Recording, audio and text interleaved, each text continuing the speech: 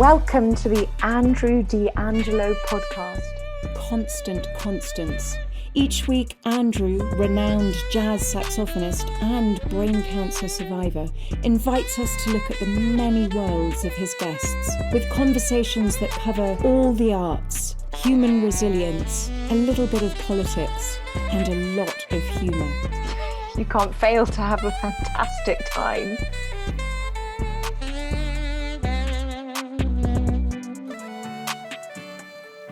Hi, everyone, and welcome.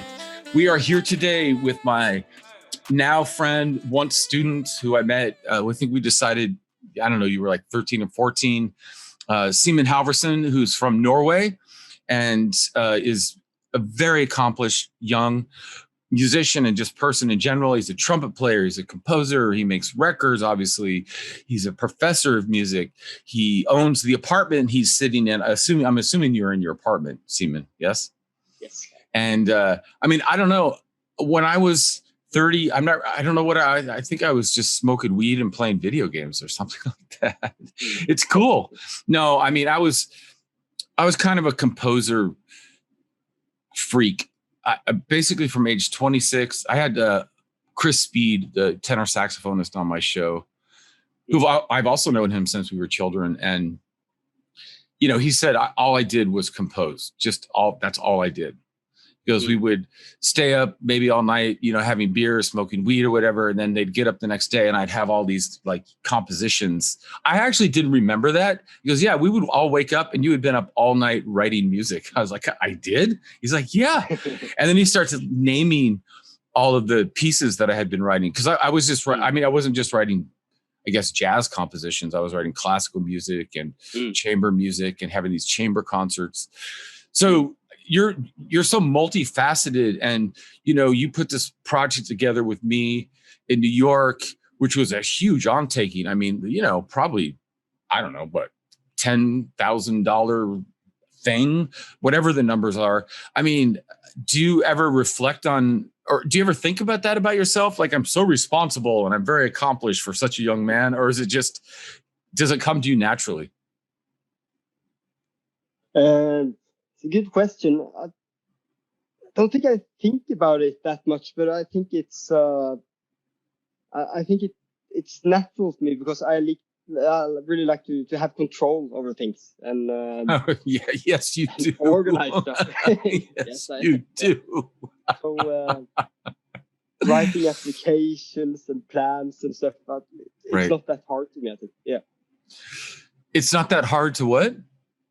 To write applications and organize and plan stuff. It is for some people there, dude. For some people, of course, yeah. But yeah, I mean, when I talked to your brother Matthias, you know, I'm like, I called him on his birthday just because I felt like saying hi to Matthias, right? I'm like, what are you doing? He goes, I'm just like fucking around in my studio and painting and, you know, right? I mean, and I'm not saying there's anything wrong with that, but for some of us, you know, the arduousness, the difficulty of sitting down, writing an application or filling out paperwork. I mean, you mentioned today you've been writing whatever stuff for school, for teaching work, and we don't have to get into that. But, you know, for some of us, it's super stressful, you know, that's all. Yeah, and often I think it's boring too, but I feel like I just got to do it. All right, world, did you hear that? He thinks it's boring, but he does it anyway. Anyway, I just want people to know that in our existence, I did that project at Tou Scene, which I think that's right when Tou opened. Am I correct? Yeah, probably not that long after at this. It was around that time, I think. So this is like early 2000s, and I did a project called. I think that's right.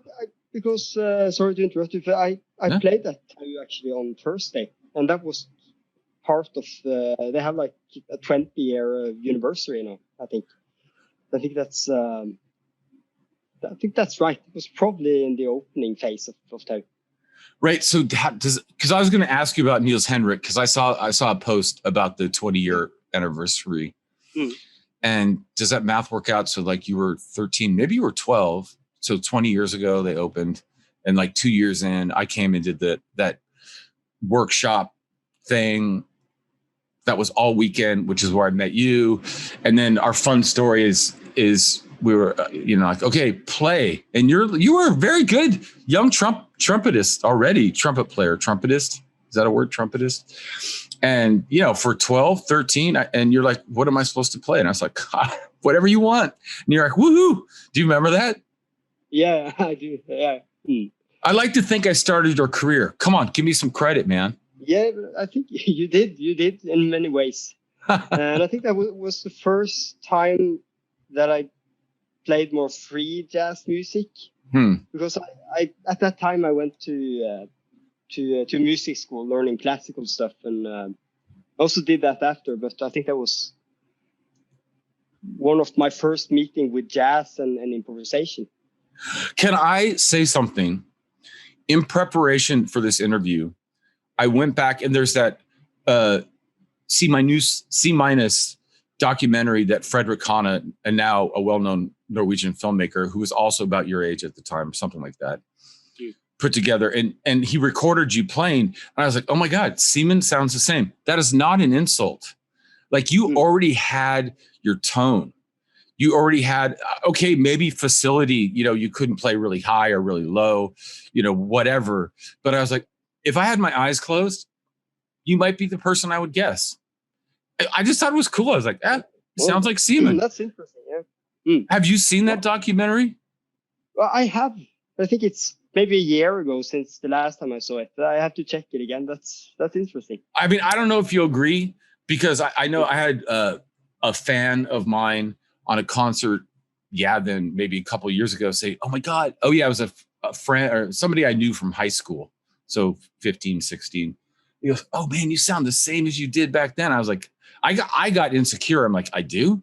I haven't improved? He goes, no. He's like, no, man. He's like, your tone, right? Your sound, your personality. And then he started getting really apologetic. And I said, I'm sorry for my reaction. I thought you thought I sounded like a 15-year-old kid. But then I'm like, actually, maybe that's not bad. Maybe we start to sound too good. I don't know. What? I don't know.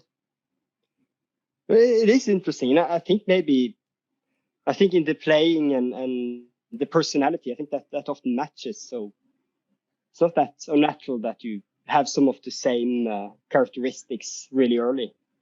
Right. And then,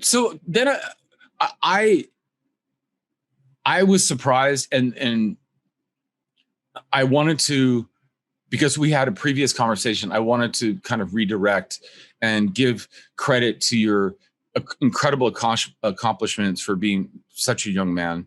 And also you're just, I guess, I'm not going to say astounding, because maybe that's just a corny word, but your ability to facilitate and be, they used to call it being a fixer. Like you fix stuff, you make things happen. Is that fair?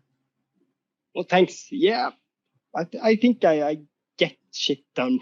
Yeah. All right. Let's put it like that. Yeah. Simen gets shit done. And then, so I went from watching the C-, and you and I know what I'm talking about. Maybe I should elaborate a little bit on that. If it wouldn't be wasting your time, I wouldn't mind elaborating it. So before I ask you the next question, let me elaborate. C-, I was asked to do a 3-day workshop kind of residency at Tou Scene in probably, what do you think, 2003, 2005, something like that.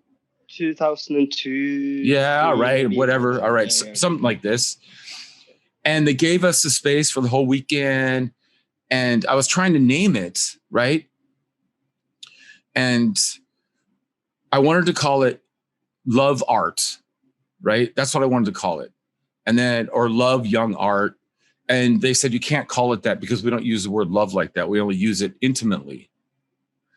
And so something that Niels Henrik, who owns or runs Tou Scene, I don't know how that works, the business side of it, in the 20-year anniversary post was talking about how he has been, fighting the establishment for 20 years. I mean, that's my words. Those aren't his. I wrote it down. I can read it. But, and the C- came from Frederick S. Hanna, who's the filmmaker who had made a piece of art and handed it in to his teacher, and he got a C-. And he went to the teacher and said, "Why did I get a C-?" And the teacher was like, "Well, I just don't like it." Like art is in the eye of the beholder, right? Yeah.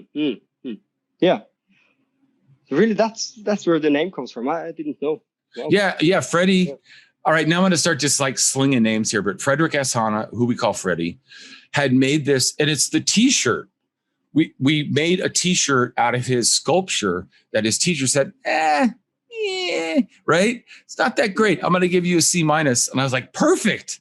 So I can't call it love art or young love art. We had all different versions of that. And they're like, no, but you can call it C-. That was the one that the authorities, what do you call them? The suits?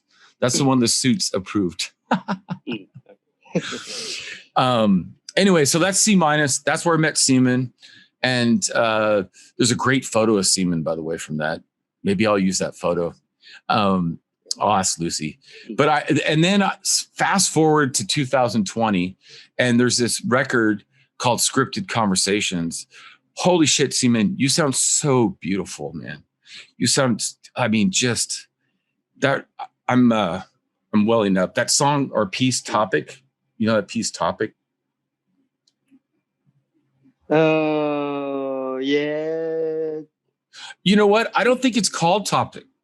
No, I think that's when you search on YouTube, all songs are called Topic, I think. Right, because somebody didn't fill that shit out correctly. That's what it is. Yeah, probably. But maybe you mean Mission Impossible? Yeah. I wrote them both down, but then I was like, wait, whoever does Siemens DistroKid or his internet stuff needs to tighten that shit up, because it was probably a blank, excuse me, everyone, a blank form where you had to fill out the correct, like, what's the topic here? So Mission Impossible, I apologize, but I was going to clarify. You just sound so beautiful, man. So beautiful. Thank you. Thank you so much.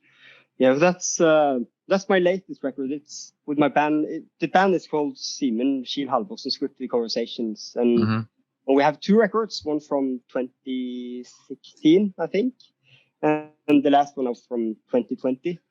So that's actually a really interesting process behind that record. Because I was actually going to write a big piece with classical musicians, and I really wanted to do something with an actor, with text, and do something different that I hadn't done before. And as always, I start with organizing everything, starting to write the music, but I couldn't write anything. You did what? And a lot of shit happened in my life, and I didn't manage to write anything. And at the same time, I got this disease in my ear, I needed a big operation. I couldn't play for many months and stuff. So I started to write a diary and music every day. So that record is kind of a project that turned into be like a musical diary. So it's called a collection of compositions reflecting a year in life. So every title and every song has a meaning, a period or a day or something that happened through that year. So, okay. So walk us through that. Mission Impossible. Like, there's no way we can get through the entire record. So you're writing this diary. You're having some issues with your ear, which I'm hoping are okay now, but you can talk about that if you want. So let's just focus on Mission Impossible, because I feel like that's a really beautiful piece. In your diary, what does that mean? Is that what, a health thing? Are you up against something that's freaking you out, or what is that related to? I think that specific song, that was actually a dating situation, or it was a relationship. That was a Mission Impossible. Actually, from that time. Right. For me, it's going to be never going to happen, Andrew. Just stop pursuing them. Sorry. Yeah, that was a complicated relationship in 2018 or something. Right. And all the titles have different, like it's one called Fiskebein. Fiskebein. I was going to talk to you. Yeah. I was going to talk to you about that. Yeah. Mm. Go ahead. Sorry. Go ahead. Yeah, Fiskebein is the Norwegian word for the skiing technique that you're using when you're going uphill, when you're taking your skis like that, going uphill. It's kind of in the same tempo, and I wrote it when I was skiing in my head. So. Right, because one of the things I wrote down, I'm listening to Fiskebein, right? Which means what? Fish? Something? What does that mean? Fish bone. Fishbone. Yeah. And because at about halfway through, you go into this groove. And it's a really dramatic transition. Like there's really no transition. It's like you're doing this one thing, and then boom, you're doing this other thing, right? And so how does that relate? And I also have another question for you about this Fiskebein. The melody in the first part, that's more like a soundscape. More free improvisation stuff over a melody, and some different. I wrote some moods. There's a piano riff. He's not playing it as written, but it's kind of. I give the musicians some information on how I want it, and but mainly it's about improvising it together, and we're using some elements from the melody that's coming. So it's actually two different songs, and I just felt like putting them together. And right, but how does that relate to the skiing analogy and the diary? Yeah. Like I'm okay if we could talk about your composing technique for hours, but maybe for another show, how does it relate to the story behind the song? There's no lyrics, so the fuck if anybody's going to be able to listen to this and know. Oh, this is about like that thing where you walk up a mountain in your, skis, right? Or like what's going on there? I think it's something about the whole tempo and the groove, and that it's kind of happy, and you're going skiing uphill and having a good time, and it's sunny and nice. So I think it's something about it was a good day, and then I wrote a happy tune. Then I had to write some messy shit as an intro. As we should note, and it doesn't say, this is one of my gripes about the internet and like YouTube and Spotify, is they don't always list the musicians, and then also don't list, if they do, they don't list what they're playing on the record. So who's playing tenor? Is that Hanna? It's Hanna Paulsberg. She sounds, let's just give her credit, man. She sounds fantastic. I mean, I don't know her. I don't actually know anybody but you on this record. I'm like, oh, there's all these new people that I don't know. But I assumed it was her because her name was first, and usually it's instrument. I mean, horn players and rhythm section. And but Hanna, you sound amazing. It's a great record. And so the dramatic transitions are interesting. But to me, those stories, like you're writing this musical diary, and in the old days, this is what the liner notes are for, right? So somebody would turn over a vinyl or whatever, or a CD, and you'd read, like, I wrote these pieces over a period of time. Well, this one I broke up with this girl because it was really difficult. And this one I was skiing in my shorts. It was freezing, but it was sunny, and I'm making up the shorts part, right? I don't know. I missed that part. So this is what I'm doing with my show, is helping people like get the backstory, because people seem to enjoy listening to, or maybe even watching, the stories behind this music, because it gives them a little bit of context, if that makes any sense. Yeah.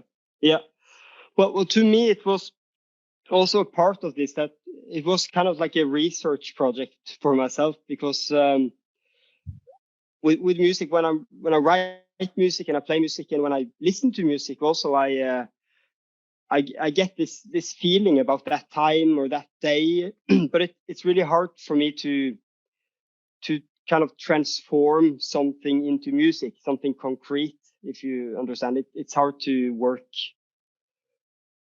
very conceptual. Like if I'm going through a breakup, it's my song is not necessarily going to be sad. There's maybe no connection, but still I feel very strong about the feeling about that song.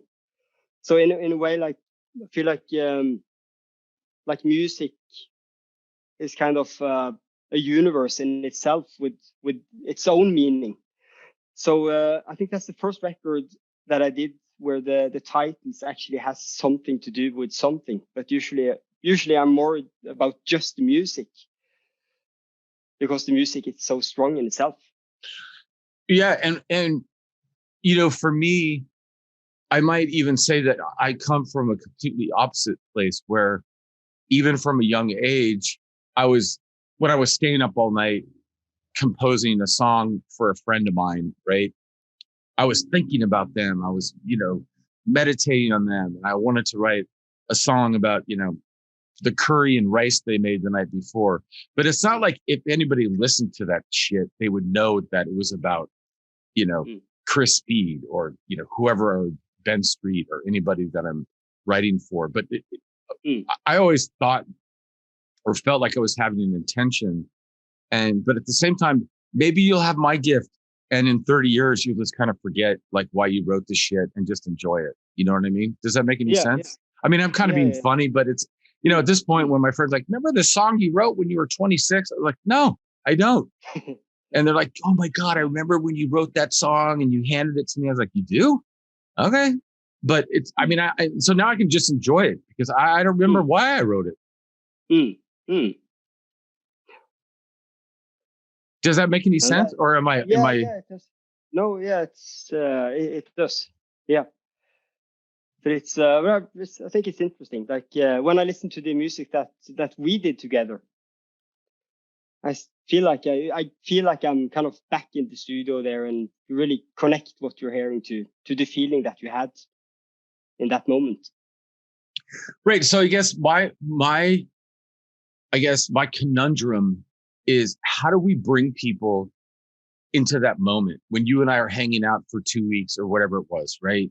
And we're in the Pete Brandy's studio and we're, barbecuing in the back and tracking in the other room and, maybe taking a few beers or whatever we were doing and having a great time and just getting the sense of the moment because people weren't there. I don't think we filmed it. And I love going to, I don't know, let's pick a TV show like Breaking Bad. I love going and hearing Bryan Cranston and Vince Gilligan and these, and Aaron Paul, talk about how they were feeling in the moment when they made the scene. You know what I mean? And maybe it doesn't excite you as much. I like it because for me, that 2 weeks with you when you came to New York with Alexander Holm. And it every time I listen to that record, every time I listen to the chorale, it takes me back not to the music, but it takes me back to my feeling and how I have felt in that moment. I think that stuff's nice. Maybe it's not. I think it's nice. It is. Yeah. So during the break, we had an interesting conversation, which was I was listening to a song called Fiskebein. And now correct me, Simen. And how do we spell that? Fiskebein, right? Correct. Yep. In fact, you know what? I'll just do this. I'll have my producer, Lucy, just put a link in the comments directly to the song because Simen plays the jazz lick. And when I was listening to it, getting ready for the interview and really enjoying the record, which is called Scripted Conversations. A collection of compositions reflecting a year in life. Right. And so I'm going through it and I'm enjoying myself. Simen has a beautiful sound and think maybe Arve Hendrickson. Is that okay? That's a fair comparison, right? Yeah. That's a compliment. Yeah. Okay, good. But then all of a sudden in the middle of the song, you play the jazz lick. And I was like, what? So I don't know. Did you realize that? Or, how did you feel about it? Or Not in the moment, but No, we did a few takes on that song, and I didn't realize it, and we didn't hear through everything in the studio. So I realized it a few days later, and I was like, "Oh fuck! Why did I do that?" It was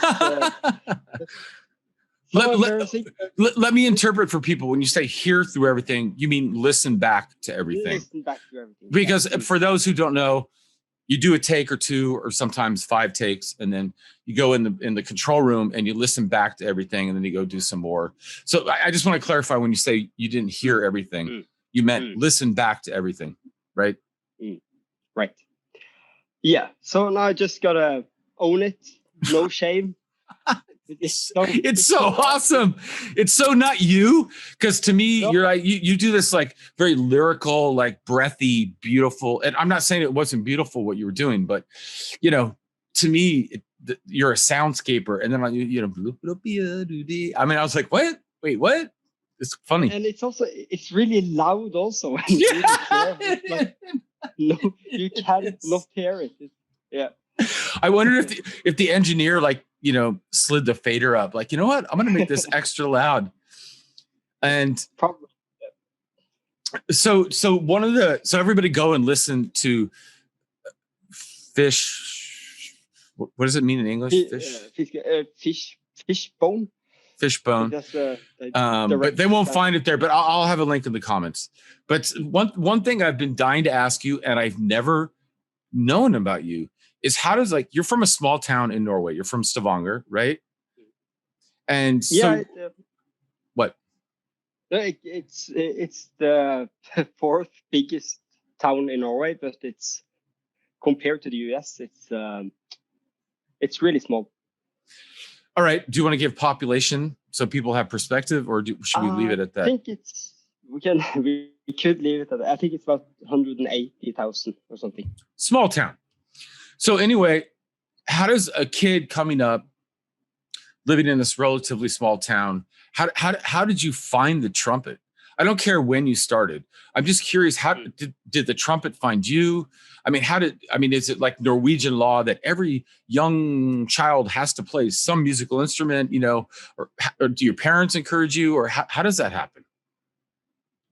No, it happened when I was on vacation at my grandfather's house, and he's an amateur trumpet player, really big jazz lover, and so I was brought up with listening to jazz and stuff before that also, but I think everybody was sleeping or something. I was like 5 years old, walking around the house, and then I found the trumpet and I started to blow. No, yeah. Wow. And then he went up and he came in and said something like, "Yeah, now Simen, now it's the school and it's the music, and the rest you can just forget. That's your path now." And I really felt at that moment that this is my calling in life. So he bought the trumpet for me, and he was teaching me, and he got me a good teacher, and yeah. So basically, you're 5 years old or whatever you are, and you're walking around in your pajamas or whatever you're doing, right? And you like start playing your grandpa. Is it more far or far we're talking about here? More far. So folks in Norway and in Scandinavia, you say mother's father or father's father, right? That's what we're talking about. So it's Bente, your mom's dad. Yes. And so you're bebopping around the house, just being a kid. I don't know why you were up and everybody else was sleeping. That's a little weird, but okay, that happens. And then you pick up Grandpa's trumpet and start playing it, right? That must have sounded, and he, instead of getting up and saying, "Shut the fuck up," he's like, right? He's like, "We're going to get you a trumpet. You're going to be a musician," right? This is like the defining moment, right? That's what when people like, I think so. He was like, finally someone wants to share some interest with me, because my mother and my aunt, they didn't care about playing. They played for some years, but they didn't become musicians. So he still lives, and I was at his birthday party yesterday, and he still practices at home, and he's wow. We should have had him on the show. That would be so cool if he Right. pops in right now and like, you know, recollects the story and maybe in Norwegian and then you interpret, right? It would be like, I don't know. No, That's so cool. He's great in English also. That's in his spare time. He's learning Russian. He's good in English. German he speaks, and smart guy. That's very cool. And what's his name? Jan. Jan, Morfar Jan. So you make sure you tell him that I personally just think that is really cool. Look, I had this young German saxophonist who actually was on the show last night, Charlotte Greve on the show. Mm-hmm. And I asked her the same question. And she's like, well, I was in the barn on the farm outside of Hamburg in Germany. And I found this, I didn't know what it was. She goes, this instrument. So I took it in the house and asked my parents, what is this? And they're like, yeah, it's a saxophone. You know, I think it was their uncles. And they're like, you want to play it? Mm-hmm. Same thing. She was like 5 or 8 or whatever. And so they got it fixed up and they got her all set up. And she just started playing this saxophone. I think she found it in a barn or wherever she found it. And yeah, I think it was her uncle's. And I love that shit. Like when people ask me, when did you start playing music? Like, I mean, you know, that's cool. Like I was 8, right? But how was your story? When did you find the saxophone? Yeah, I've told my story. My mom is who I named the show after, but I've told this story on the show before, but I'll do it again. And so people know that I'm not making it up. My mom was, I think strict is the word. I'll use that word strict in case she watches this. And she goes, you're going to play all of us, my brother and sister, all of us had to play musical instrument because it's good, air quotes, for your mind or something like this. Yeah. So they held out old school newspaper, you know, like literally like print matter, and showed me a bunch of instruments. And they said, you need to pick an instrument. And I just thought the alto saxophone looked cool. I was like, I want to play that. And same thing. My dad took me to this shop, rented me a saxophone. He couldn't afford to buy it, so he rented it. And my mom came down the next day. And my mom has bad dementia, but she remembers, she goes, I came down the next day and you were sleeping with your saxophone. And she goes, uh-oh. She goes, you were literally in bed with that saxophone, like cuddling it. And she goes, I knew we were in trouble. And I was like, what do you mean? She goes, I don't know. You just had this passion. And she goes, I would go down often and you would have it like at least on your bed, if you weren't like actually like, so for me, I think it's a neat story, but it's a great story. I just felt this passion towards it, and I don't even know why. I mean, my dad was a singer and he played acoustic guitar, but you know, and he was musical. My grandma was musical, but my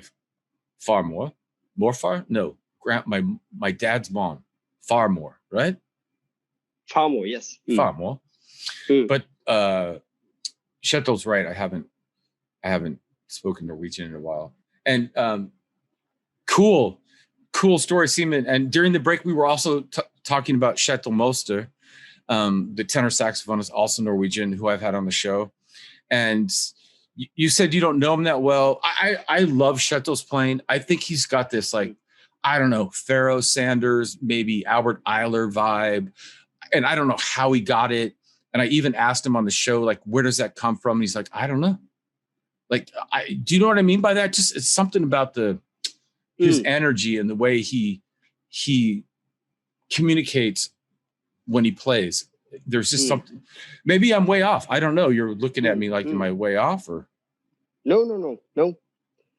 Yeah, but I agree. It's I played with him many years ago in a horn section, and now we met a few weeks ago at rehearsal on a project. But I've been listening to his records and seeing his concerts, and I agree. It's really powerful sound in the horn and energy, and he has some really cool projects. Yeah, maybe that's a better way to put it. Instead of comparing him, he just got this powerful sound and this incredible energy. And this was just my whatever take intuitively. I said, did it have anything to do with having kids, right? Becoming a father? Did that create some sort of different energy in your life, a sense of urgency, or maybe, I don't remember the exact term. And he kind of agreed with me. That he goes, yeah, definitely having kids changed my music and what I thought I need. I'm not going to put words in his mouth. People can watch that episode. But Kjetil is amazing. And Simen, I can't tell you how much I appreciate everything you've done for me and everything I'm sure you've done for all of these people in your life. And then just the fact that I got to meet, Matthias and your mother, Benta. I don't know your father, Kjetil, that well, but, you're all just such very nice people. I spent very, very, very a lot of time, I'm going to say it like that, for 2 weeks straight with you. And I never saw you lose your cool. Maybe one time when you didn't have your, what do you call that? Your snuff or whatever. What do you put in your mouth there? My snooze. Yeah, you're getting a little bit cranky and. Maybe a little cranky, but that happens to all of us. But you're just such a nice guy, and you took care of all the business. And as somebody who's been in the business longer than you've been alive, when like a young guy like you is just, I'm saying, man, I'm tired. I need some, a sandwich or a water, or like, Jim Black's coming in the studio. You got to get him a bottle of wine and a few $100, and you like get the fucking shit done, right? You go get the wine, you pay Jim Black's a few $100, and you get me a sandwich, and then we get on with our day in the studio. So I just want you to know, I really appreciate all that about you. Seriously, man. Well, thank you. And I really appreciate everything you also did for us. I think it was one of the most important projects in my whole career. I really learned so much coming to New York to meet you and working together on that music. That was really a big turning point in my thinking about music, I think. And it was a really great project. Very special to me. What? Thank you. I guess I one of the things, like I saw an ex-student of mine last night at the concert, and his name's Eladio Rojas, and he's the son of Marcus Rojas, and he said similar stuff to me when he worked with me as a youngster, and I'm like, yeah, I'm just one of those people. I like to submerge people into the environment instead of like, all right, well, what time is the rehearsal? And, what time is the recording? And when are we finished? Because like I get home and, whatever, go to bed. I like to just, the best times are like 2 a.m. when you're hanging out, eating barbecue or whatever we were doing, right? Having these cool conversations, maybe having a cigarette or a joint or something like that. And just like, all right, this is where it happens. The studio and all that stuff, just an after effect, in my opinion. Yeah. You know what I mean? Yeah. I agree. And an example of that was, I remember that we were really tired after the whole studio day, and the day after we were just supposed to relax and hang out and have a barbecue party in Pete's garden. And then you said, like, bring your horns. We might record some more today. And we did that sound thing, remember? That. And, I don't remember that. No. Yeah. Wow. It's great. Yeah, but okay. All of a sudden I'm forgetting that's how it went down, but I'll take your word for it. But to me, that's the shit, right? So that's my job as, I don't know what I am in your life, just as maybe somebody you respect, and I'm, twice your age. You're just like, if he says, and I'm just like, man, bring your horns. You never know what might happen. And Simen's like, yeah, but man, we're just going to hang out and have a barbecue. I'm like, yeah, but you never know, right? You never know, right? Yeah.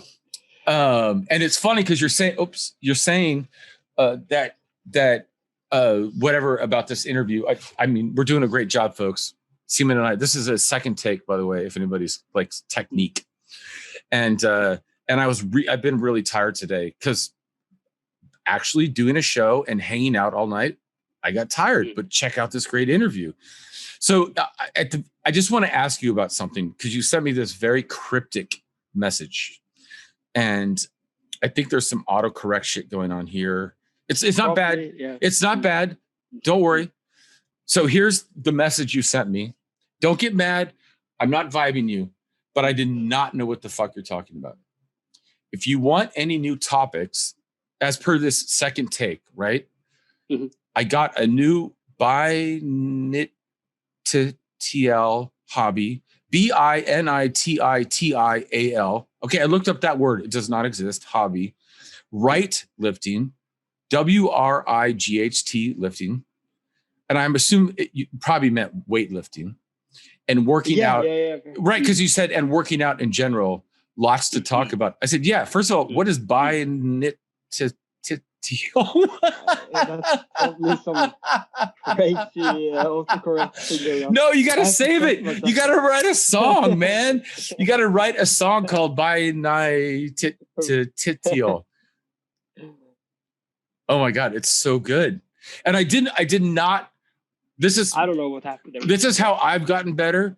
Is I was like, I'm not going to ask Simen about that comment, message, because, and when you think about the Wright brothers, so you're right lifting, WRIGAC, and working out in general, I'm like, lots to talk about. I'm like, yeah, with that comment, there's quite a bit to talk about there. So what are you doing? I mean, you look incredibly healthy. You looked, you're like all fit. You wore the tightest shirt in your closet, I can tell. Good for you. It gets so small because I get so much muscle. But what are you doing? No, it was. I like to work out. I've been doing that for a few years, but now for the past months, I had some like lessons with a personal trainer. Wow. To really learn to get a good technique and learn some good exercises and really like learn to do it correctly.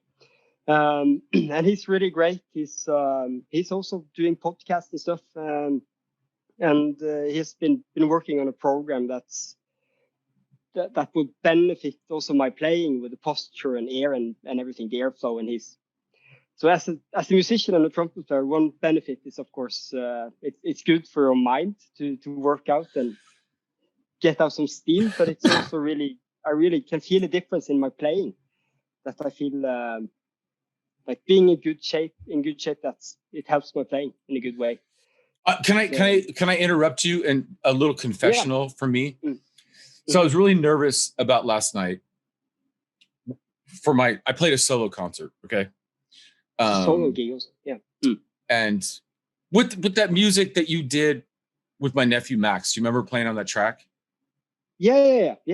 So I'm doing this big festival in July, and my thought was to do that music, but just solo. I hired a DJ, so he's going to DJ those tracks and I'm going to play to them. And then I was talking to some friends of mine, like, oh man, that's just like some play along bullshit. I was like, I don't think it is. I think it's a cool idea. So anyway, that combined with the fact that I really haven't been practicing that much. I just don't feel like touching my instrument. So I was nervous about my chops, my lips, but I've been working out as well. I'm more of a cardio guy. I'm more of a lean, skinny. I mean, I'm fucking 60, dude. I'm the same weight I was when I was 16. I'm not lying. Even my doctor's like, you can't weigh 165. I was like, yeah, that's what I weigh. So my point being, like, mentally, it's helped a lot.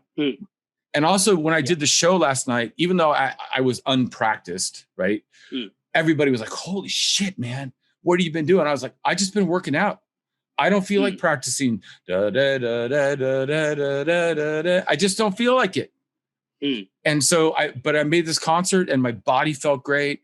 My attitude was great. I'm not saying I didn't get tired by, 2 or 3 in the morning. I was like, all right, I'm going home. Right. But you're right. I'm just saying, I agree with you that there's just something about, as shitty as I could feel, once I go for a jog, I come home, I do a few push-ups, I lift some free weights, right? A little yoga. I'm not going crazy on that shit, but the run, and then I just feel fucking fantastic. Yeah. Right? Don't you agree? Yeah, it's It's so great. And I think also the thing is that when you're sitting all day in your own head, writing music, practicing and stuff, just going out, try to run a little bit faster than you did yesterday, or lift a little bit heavier than you did last week. That's really concrete, and that's like meditation in a way. I really found like a new hobby that I really like.